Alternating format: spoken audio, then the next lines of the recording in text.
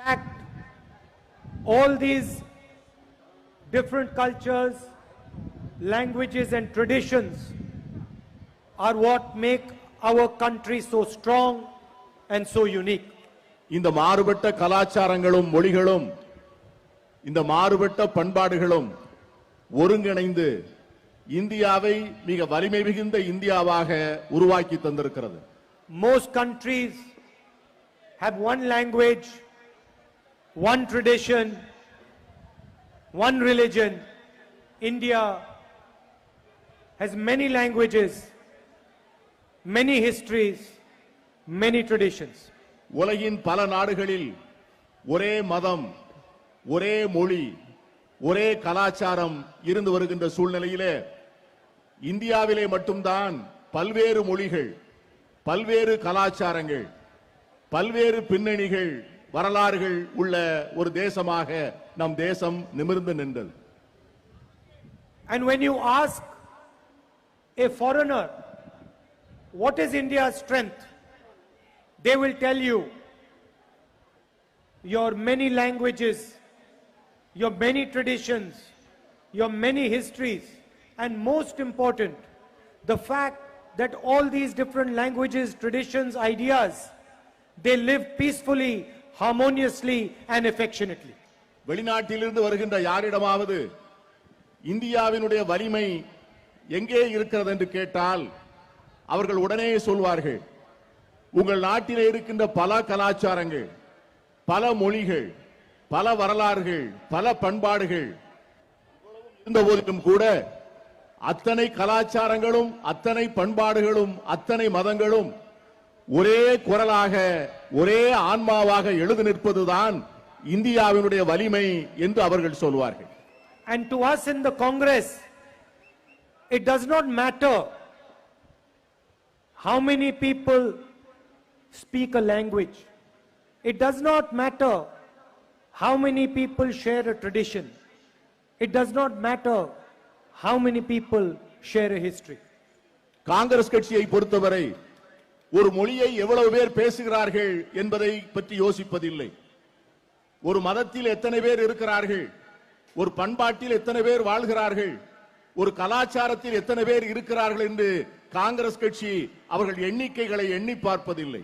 So Puducherry might be small, but it is as important as the biggest state in the country. Puducherry ஒரு சிறிய மாநிலமாக இருக்கலாம், இருந்த போதிலும் இந்தியாவிலே இருக்கிற மிகப்பெரிய மாநிலத்திற்கு எவ்வளவு முக்கியத்துவம் உண்டோ அந்த முக்கியத்துவம் புதுச்சேரிக்கும் உண்டு. And there is a reason why we think like this. அதற்கு ஒரு காரணம் இருக்கிறது. எதற்காக நாங்கள் அதை அப்படி பார்க்கிறோம் என்பதற்கு ஒரு அருமையான காரணம் இருக்கிறது. Because we sincerely believe that all the different traditions in India are what make this country so wonderful. நாங்கள் ஆத்மார்த்தமாக நம்புகிறோம், இந்த இந்தியாவிலே இருக்கின்ற பல கலாச்சாரங்களும், பல மதங்களும், பல மொழிகளும் தான் இந்தியாவை உண்மையிலேயே வலிமையாக வைத்திருக்கிறது என்று காங்கிரஸ் கட்சி ஆத்மார்த்தமாக நம்புகிறது. So my first message to you today is that it does not matter what happens, but we will defend your tradition, your culture, your language and your unique history. ஒன்று மட்டும் சொல்ல விரும்புகிறேன், என்ன நேர்ந்தாலும் பரவாயில்லை, காங்கிரஸ் கட்சி உங்களுடைய கலாச்சாரத்தை, உங்கள் பண்பாட்டை, உங்கள் மாநிலத்தினுடைய உரிமைகளை என்னாலும் பாதுகாக்கும் என்பதை நான் உங்கள் மத்தியிலே சொல்லிக் கொள்ள விரும்புகிறேன்.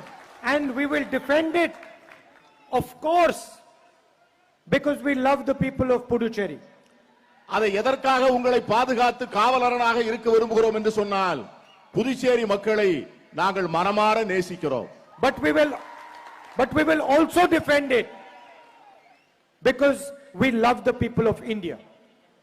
அதே நேரத்திலே இந்தியாவுடைய மக்களை அதிகமாக நேசிப்பதால் புதுச்சேரி மக்களை நாங்கள் மிக அதிகமாக நேசிக்கிறோம். So if you say that Puducherry is India, then you also have to say that India is Puducherry. நீங்கள் புதுச்சேரி இந்தியாவிலே இருக்கிறது என்று சொல்வீர்கள் என்று சொன்னால் நீங்கள் இந்தியாவும் புதுச்சேரியிலே இருக்கிறது என்பதை நீங்கள் ஒத்துக்கொள்ள வேண்டாம். It cannot be anything but a relationship of respect. அது என்ன அடிப்படையிலே அமைகிறது என்று சொன்னால் ஒருவர் மேல் ஒருவர் கொண்டுள்ள பரஸ்பர மரியாதையின் மீது அமைகிறது. Because we are part of a nation. We are pieces of the same nation. நாம் இந்த இந்தியாவினுடைய ஒரு பகுதி, இந்த நாட்டை வலிமையாக்குகிற ஒரு பிரதேசம்.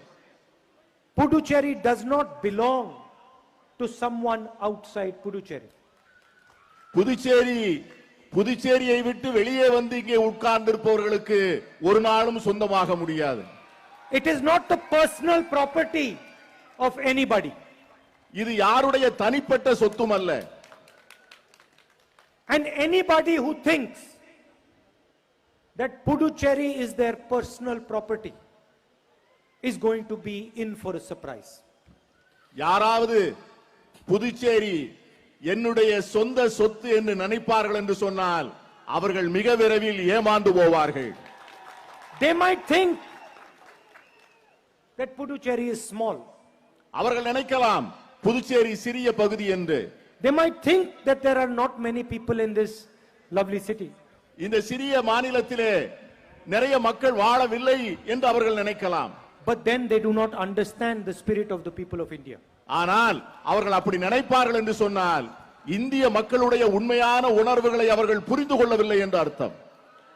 For the last 5 years, Puducherry has had a elected government. கடந்த 5 ஆண்டுகளாக மக்களால் தேர்ந்தெடுக்கப்பட்ட ஒரு அரசு புதுச்சேரியிலே இருக்கிறது. It was a government elected by citizens of Puducherry. புதுச்சேரியை சேர்ந்த வாக்காளர் பெருமக்களால் தேர்ந்தெடுக்கப்பட்ட அரசு அந்த அரசு. It was a government chosen by the people of Puducherry. இந்த மக்களால் தேர்ந்தெடுக்கப்பட்ட அரசு. And it was a government that the people of Puducherry chose because they wanted a particular future. இந்த பகுதியினுடைய மக்கள் தங்களுடைய எதிர்காலத்தை உருவாக்குவதற்கு இந்த அரசாங்கத்தால் தான் முடியும் என்று சொல்லி இந்த அரசாங்கத்தை அவர்கள் தேர்ந்தெடுத்தார்கள். And for the last 5 years, the Prime Minister of this country has not allowed the government of Puducherry to work. கடந்த 5 ஆண்டுகளாக இந்த தேசத்தினுடைய பிரதமர் மக்களால் தேர்ந்தெடுக்கப்பட்ட இந்த அரசாங்கத்தை செயல்படுவதற்கு அவர் அனுமதிக்கவே இல்லை. The Prime Minister has personally insulted the vote of the people of Puducherry. இந்த தேசத்தினுடைய